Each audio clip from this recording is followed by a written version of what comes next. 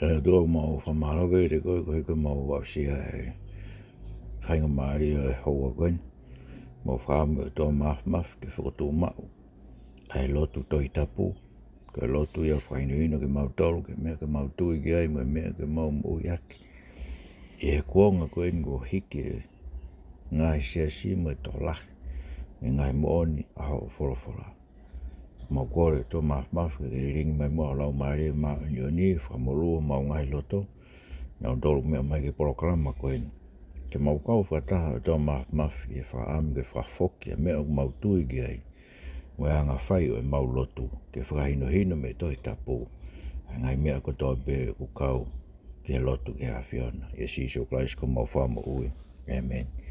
Ko kore ke whangai we ngai Tohitapu tō be whaket be me whareni me proklama koen. Tā mua i te au maafapalu ke whakaka te tau proklama koen, tau Haafehoua. Ai Kainga lotu, ko Kainga lotu ia, o kunau mo ui aki ai Lotutohitapu. Ai whuk tau whamatara kia tau ngai proklama, koe ngai senta o ngai Kainga lotu koe ni e tolu, taha ku Tohitapu. Parere ia he whawhikau ko Robert Palu, i koromotua be, ano api e whika tolu whaa, i halasuni a ka weka. Koe ni whika telefoni, koe whika fitu, ono fitu, whaa hiwe. Pea ko senta taha tu i Honolulu, parere ia he whawhikau ko tua pasto e tuu. Whika telefoni, koe walu noa walu, whaua walu tolu whaua. Pea ko au beu kou whawhikau i he Kainga Lotutohitapu koe ni sene. Ai e kou whika telefoni koe noa whaua whaa, taha ni ma whaa noa ni ma walu. E-mail koe maf.palu@gmail.com. Meu bau ianga ni e modolo. Ai pe ni una whatoi mai, ai ni he modolo mou whiiro lahiangi ki he angai kau ke Kainga Lotutohitapu. Whiawhia bida ke whāno tokoni ki modolo ki ai. Tau ngai program whako ni, tau program hano whaa ni ro Haafehoua. Whaamu ke whakotu, ai mahu inga e Tohitapu, koe mawhai ia oi otua. Kene whahino ke tau tole anga whai tau lotu. Ke mea ke tau tui ki ai, mea ke tau mo ui aki. Pea tau lere mai tau ngai programa koe ni, mol peka pau ki ngai mea ia i ngai programa koe ni, ko ngai mea mo silo peka ko whakaamu, ke whakotu mau e whakaukau. Ai mahu inga ai Tohitapu, koe wholofola i ho tau otua, koe reo i ho tau otua. Pau te tau whie whanongo ke reo ho tau otua, iha kuonga. Paka Tohitapu whaongo mai ai, ai reo ho tau otua ke tau whanongo, tau ilo ai ke no whinangalo ke te tau tolu, kai ni ino ai ke tau tolu, ke ngai mea ke tau tui ki ai, ngai mea ke tau moui aki.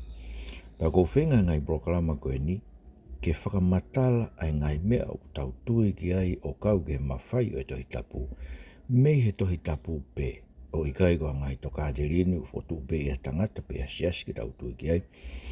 Lahi beka kai unau tala mai unau tui ke ngai mea Tohitapu, ka koe ngai mea unau ilo kuna tau ai unau tui ki ai, koe ngai mea whakatoka te rini pe i a ngai siasi, kai ke aha whainga whakamooni whakatohitapu ki ai. Koe o ko whambe ke whai ngai e programa koe ni, ngai programa koe nuko hoko atu hono whakamatala o e mawhai o Tohitapu koe wholofola i o tau otua. Mono tali o e ngai whehu, whawhai bea e ni.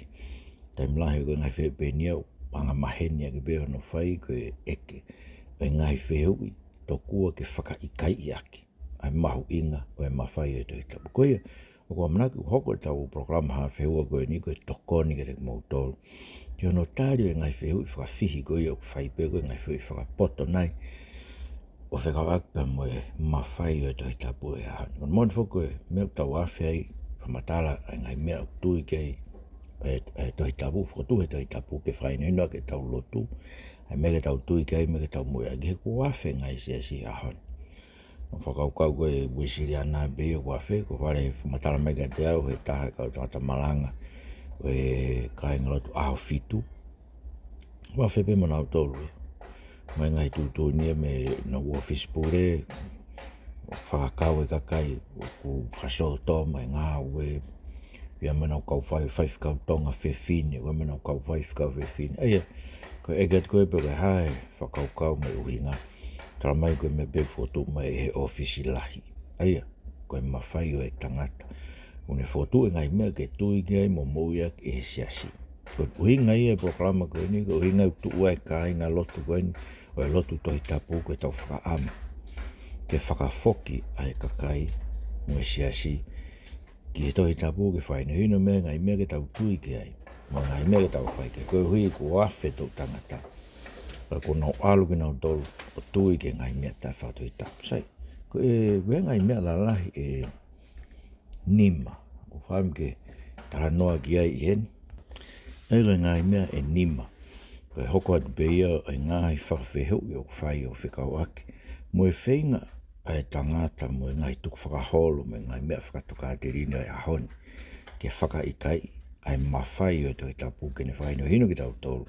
Ke mea au ton ke tau tui ki ai, mo mea au ton ke tau mui ake. Ai ko rangi pehe, nai ilo koa he kau whatu Tohitapu, koe nau hiki tohi ne Tohitapu. Ai ko whakau pehe to koa, na kai ke ilo e paula ia mo ka apostolo, koe mea na nau hiki tohi, koe nau hiki tohi Tohitapu. Kana e toki whai e siasia ki mui, senturi whaha no whotu, koe ngai mea koe ni koe Tohitapu. Ai e ene pehe, o koe ka mawhai o Tohitapu e teia, koe mawhai koe Tohitapu, koe mea to koe ange ki ai e tangata. Eki nau tolo e ka kaina nau whakotu, koe ngai mea ai ton ke ui koe Tohitapu, ai ngai tohi koe ni. Eia, koe whakaukau e, to koe na e kai ilo he kau tangata e koe ni. Koe mea nau hiki tohi, e ui ia koe wholofola tau o tau.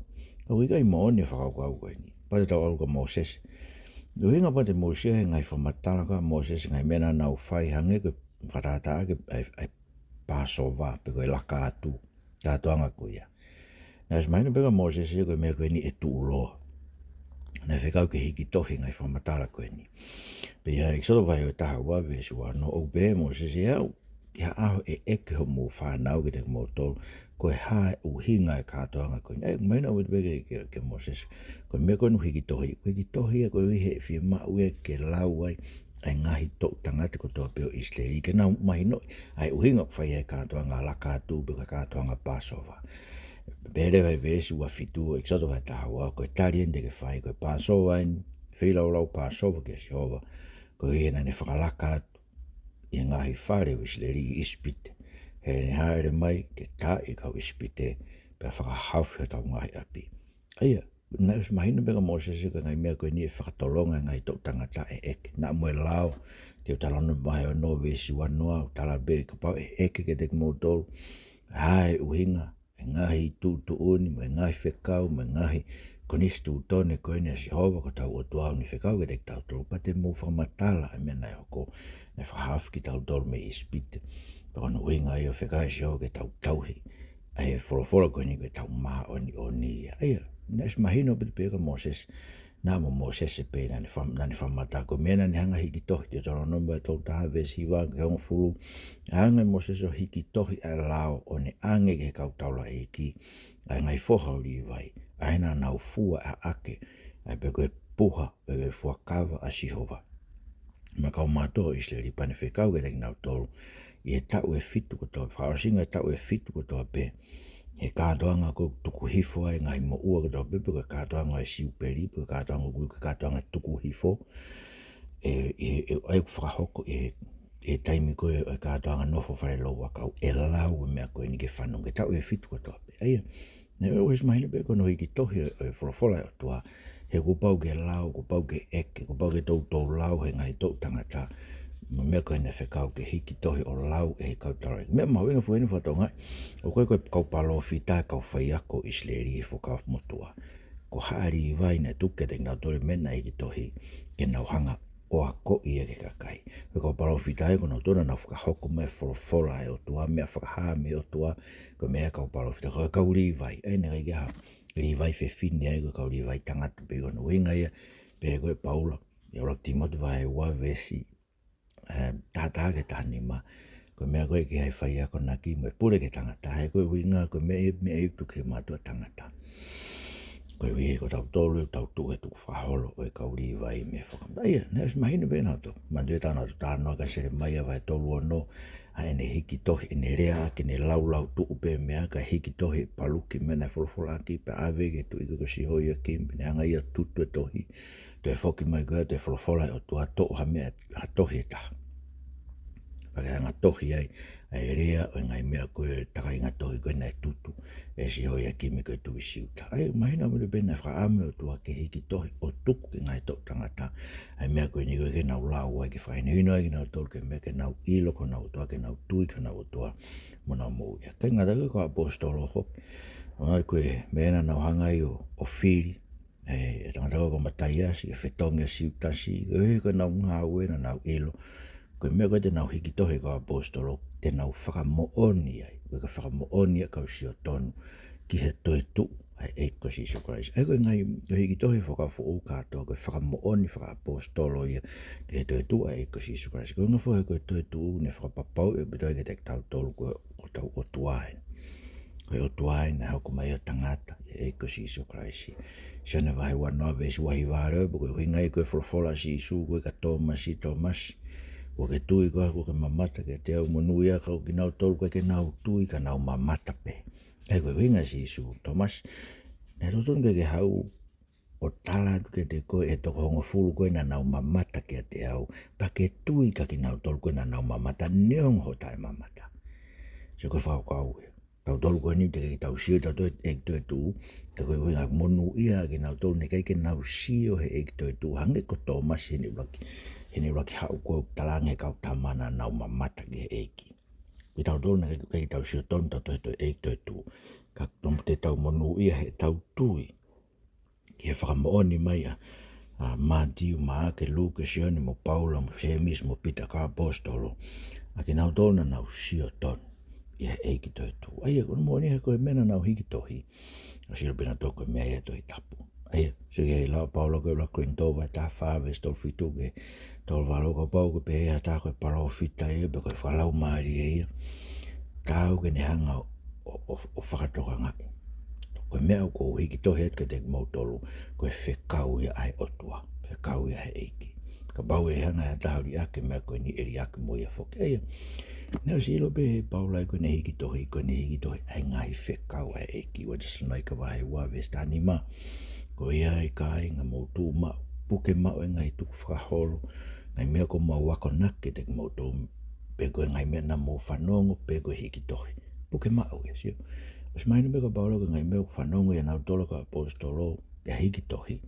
Puke mau e ngai mea ko eko Tohitapu e. Wako rinto vai tātaa vesi ua tolu. Ulea paulai ke wako rako rinto.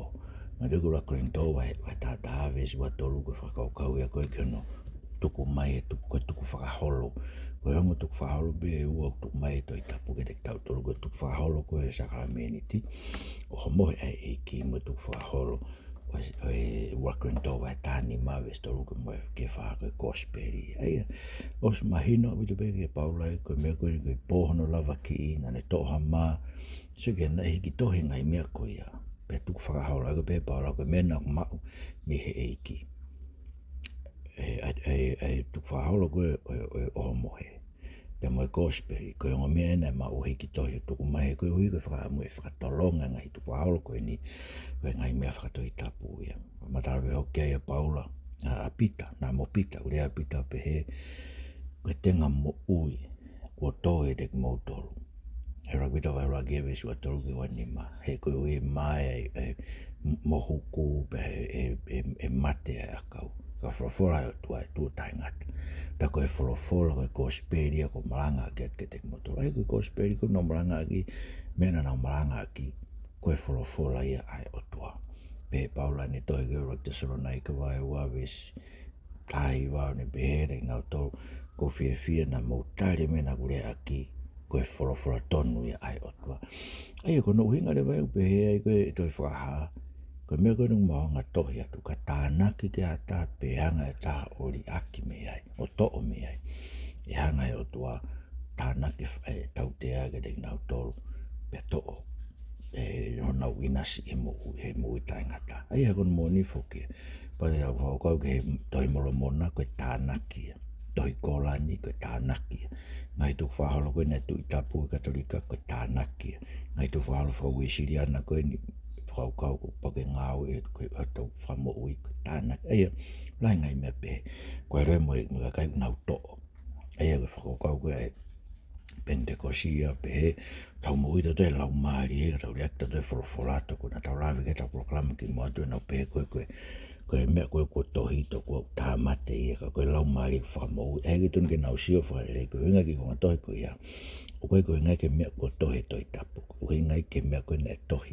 He maka tohi koe na he oangi ka Mosese. He koe ngai whakamuta. Koe hunga paula whakawhehanga hangai. Ai lao koe na hau mo Mosese. Koe lao e koe ne mepe whai kono tāmate ki tau tolu. Koe he ni anga pia whaka mala ia ki tau tolu. Koe ngawe lao koe lau whamui ki tau tolu. Koe ngawe koe koko mai ki tau tolu. Kiresi ai eiko si sukraisi. Ai koe ome he kosperi. Kosperi malanga ka apostolo ki tau tolu. Christ na pekia. Koe hui tau ngahi ang harafa tau ke Tohitapu pe teri oi ke tanua tau tangata motua pe whakatau e tue no aotolu tau ke Tohitapu ke tau whae ka mui fo o amanake mui tai ngata pe mui tue tue sino kosperi ko ia tun ke tau nofo e ko hanga he Pentecosia o to'o koe hui kuna pena toki ri ake e kou tohi whai beta mui to ke Laumalie o kui kai ke lava ni whakakoe Tohitapu ke whakamāwai e mea e Laumalie mea e Tohitapu. E koe Tohitapu koe mea nai mānawa aki mai e Laumalie oi otua. Koe ea koe na tau sio kia tau proklama ki mua atu e whamanawa i koe Theo Pinustos. E koe Pinustos koe Laumalie oi otua ku mānawa mai ai. Theo koe otua e ku mānawa mai. I hene wholofola. Kaike, toho koe te peke whehu i koe whehu i wai. Whewherewa ai Laumalie. Whewheki konga koe na tau lau kene nei. Wakalin tau vai tolu vesi ono. Ai kou pehe ai tokua koe mea koe kua tohi. Oku ni tāmate. Ja koe Laumalie oku ne whakamo ui. Tāmate koe Tohitapu i ka whakamo ui Laumalie. Ai koe tarinu tau whamataraki ai ui kai. Koe hui koe Laumalie o tua ngā ue i he Tohitapu. Ke whai ene ngai o ngā ue mau be wholofola whakataha mo Laumalie. Ai ka wale tau whoki e whakatupu te tau sio ai. Ai o whaki e Laumalie o tua loloto, pe a wholofola o tua ke mahama mai. Ai o ngā aue mau pe Laumalie mo e wholofola o tua. Ue ke pehe ke lawa ke alukehe Laumalie me wholofola o tua. Ka pai alukehe Laumalie me wholofola o tua tene taki hei ki tau to.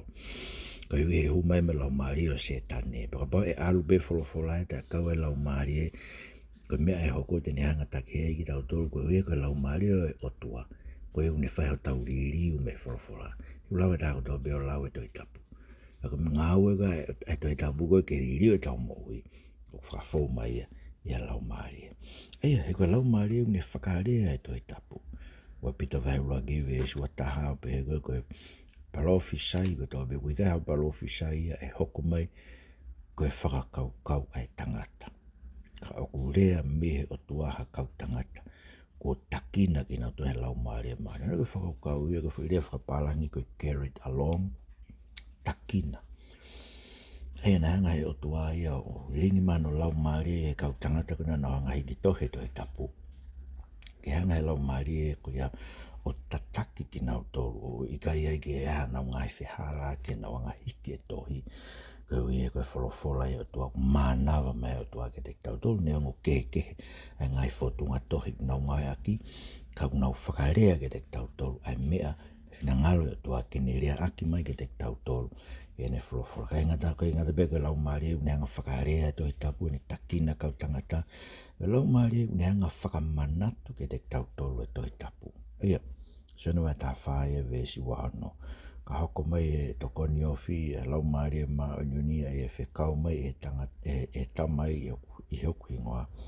Tene ako ke te kimoutolo e mea kotoa be, pa tene whakamanatu ke te kimoutolo ai mea kotoa be kua utala ke te kimoutolo. Ai kono winga, ono winga tau tari ai, koe ngai tohe whakau fo koe whakamanatu e Laumalie ka apostolo. Mea na nau mamata ke ai, mea na nau whanongo tonu e pa nau hanga hiki tohe.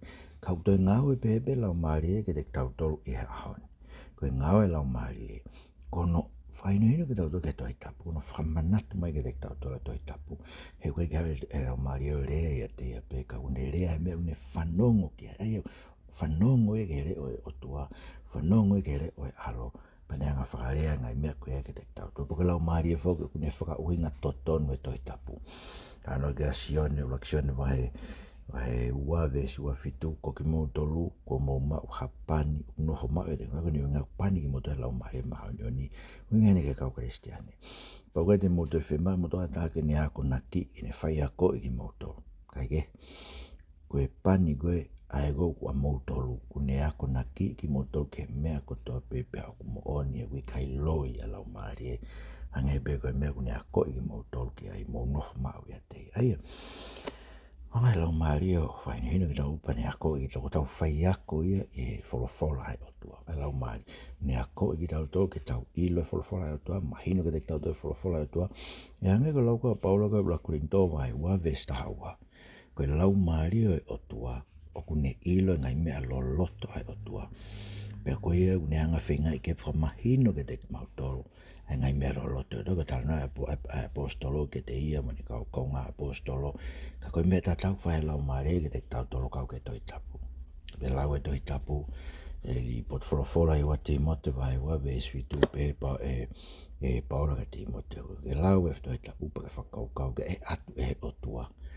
Ha mama ke te koe ha uhinga, ai uhinga e mea ke te koe o koe ke beki te nono peki te pe hau e uhinga Tohitapu ke te lau moto e lau e Tohitapu ngai Laumalie whaka uhinga ke te tau tolo ke uhinga totonu koe une hakure ai ngai mea lo loto hoi otua.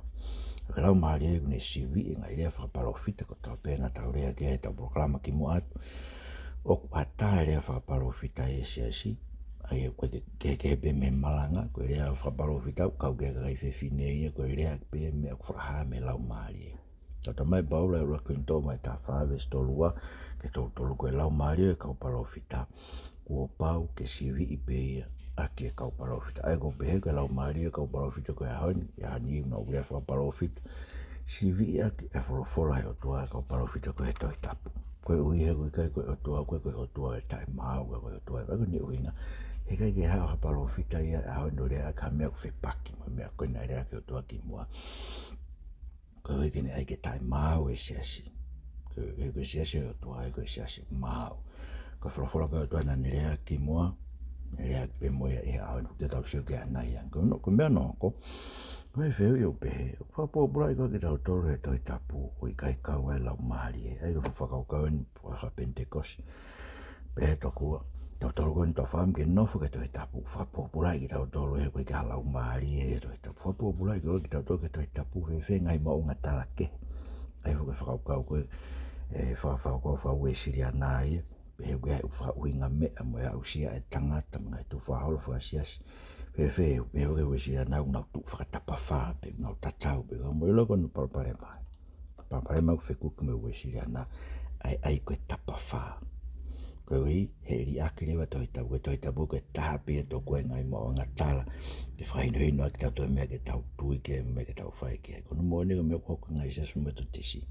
O hake a usia e me whakauhinga mea e tangata mu o mu ai a usia e kau whasoto maa me whakauhinga mea kau whasoto maa behe toko kakato e nau mo ui e nau whai whasoto maa si o hake ngai mea koe o mahu inga nge e wholofola e tua kautala mai koe mea whariheria e ao e o tua hata hau whai whasoto maa si aia koe ui koe ai koe tapa wha koe mea koko whawhamata e au koe pilamiti toma ki koe wholofola e tua koe utoni kene whakahino hino ai au sia me whakahinga mea mo te whahalo ne tala mai ke te tau toro ko pau hatama ne au sia tama e toko kakato ne mo ui ana e whiau aki be kakato ne mo ui ana e whasoto ma o tau ilo ko hala ia e usivi aki e tau whakahinga mea mo e tau au sia mo ngai tu whahalo whakasiasi ai ngai mea e Tohitapu. Ai ko mea pūrea kia si isu tau ke pure e Tohitapu ngai tu whahalo ko toa pe ma ke vai fitu bes valu pe o tua ko mo e si isu mo uri ake mo tolo whekau e o tua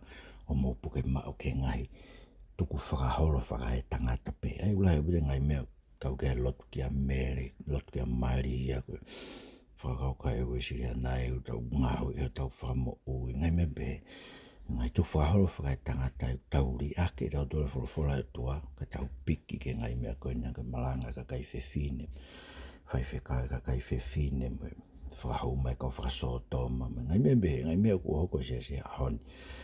O tau whaamda toke mahino pito. Ko tau laka kehe ki tau tō me Tohitapu koe tau pike ngai tu whaholo. Koe ki whakapopula i tau Tohitapu. He koe tala mai si isu koe mo oni koe whulawhula tini whatata ina ki tau tōru. Koe whulawhula koe si isu koe sani wahe walu westolua.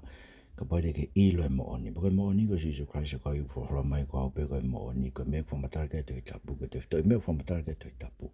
Koe whamatala e mo oni koe si isu Christ. Ka paide ke ilo e mo oni koe ia. E whakatau ataina koe e mo oni. Pa koe ke whakatangata e otua e Tohitapu. Koe ni una pe moa moto whakatangata lahi e otua koe umu tauhi mo toke otua o e ki tohi. Tohi bengo ngai tohi ono koe ai. O kia ke whakatangata e koe Tohitapu ne tala mai e tae whakatangata o e otua. Ai se wai whanau we siwa walu ke wai. Wakai te mo ilo te ke mo whanongo wai. Koe otua tae ngata si hova.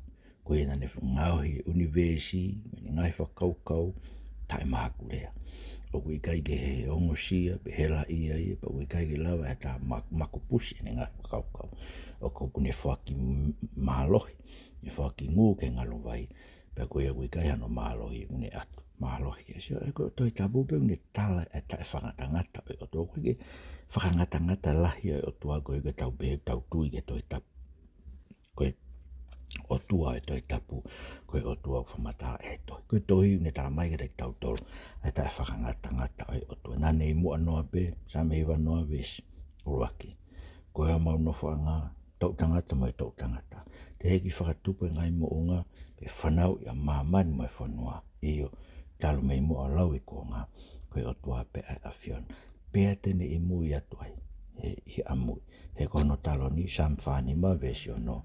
Ko talo ni e otua o tae ngata, pia tae ngata, koe se pita o pureanga, koe se pita o e whamau to tonu. Aia, o kei ke whangata ngata e Tohitapu e otua, pa ui kai ke pehe ke tahangata tolo o ave Tohitapu o whamawahe me Laumalie, mori ke mama. O ngā aue Laumalie i he Tohitapu, pa o ngā aue iwi e Tohitapu, o whora Tohitapu, koe ka Laumalie o tua kule ai. Whewhere wai rea mai Laumalie aho ni, ko wheme te tau tui ki ai. Ko mea tau tui ki ai, ai Tohitapu. Koe ke tau ilo koe ke loi ho tau otua. Tai tusi wera ki vesi waia, tara mai koe otua koe nane o mai amanaki o mui tai ngata. O kui kai ke loi ia. Koe ina ne palomesi. Ki mua pe tan po mama. Ne pelu wahano e sta valu. O i tae malawa ke otua ke loi. E malawa mea otua pe ke otua. Me betau koe ke malawa ke ne whai. Kai ke lau ke ne loi. Pea kono huawha e taha ko tauhirea o tae ngata. Sam taha whao noe vesion. Ko tauhirea o tae ngata. Aia, ka hamena nere aki tene tauhia tae ngata. O kai ke lawa ke ne whakaikai e ia. Se wati mote vai wa vesta tolu. Ka pao de tau whakaikai e tau tolu ia. E ke lawa e whakaikai e ia. He pao ke whaito tonu e ke nere. Aia, ka ia hataha whao ta mai ko mea Laumalie pe ko whanonga o tola. Egi tangata ko aloholo me mea Laumalie toku e tal mai. Ngo fua bege malanga kai fe fine mo na fai fe kau ko me ia Laumalie ko loi ko hui fe anga hanga ia ko me au tau otua ko me go tau ta no ki ai ko te lava tu ai fai kai ko fa si le ka de tau falala ke Tohitapu ka ke tau falala ke ngai lot ke ko toi molo mona ko toi ko la kono winga tape he ko otua Tohitapu tau ilo ko to mo oni he ne hoko ia tangata. Sino e raki vesta whaka. Meu tau ilo mo oni a Tohitapu. O loi toi molo mona, ko kake mo oni loi me toi ko la ni. Ko ngai toi ko ni ko ngai toi ne whau ki mui. Pa ko tō no whamatala ki nau tō kei, toi molo mona ko o toi ko e toko tolu i o toi tolu ai ko o toi Tohitapu. Ko o toi toi ko la ni taha toh pe e ko ke o toi sisu e me Laumalie maanyo ni. Ko toi Tohitapu ko toko tolu. Taha i o tua tolu ke ka koe o tua pe e taha. Porque o tua mo ui e tau ilo. Nai hoko mai o ai kakana. Ko ne hoko mai ko mea nai hoko historia. Ne hoko mai a kakana koe ki ne huhu i ki tau tau. Ta mai e belu vai wa vesta wha. Ko hiko ki tau tolu tau ai kakana mo toto. Ko e nai pau ki ne ai kakana mo toto e ia. Ko e ki ne lawa ke whakahafu ki tau tolu. Me nunu e tau ngai ngara. Ko mea nai hoko historia. Nau kia paula. Ko kosperia. Pe kia Christ whakatau ke Tohitapu, ke whakahau ki tau tolu, me tau ngai anga pena e mamata ge to la la Korinto e tani ma vesiono e mamata ge e toko ni mangeau ne tanguina tohia Paulo ka Korinto kei mo ui ni iho ina to koia ko uhinga tau kawe ai mo oni to itapu to ton ge tau tui ge to itapu tuanga to itapu ke ni faina hino ge tau tolu ngai me ge tau tui ge ai mai ngai me ke tau mo ui aki e to kon mai mo ke pehe mau tui ge frofola a ko to pe mau mo ui Jesus Christ como fa mo ui amen mala wit mo me mai mo me a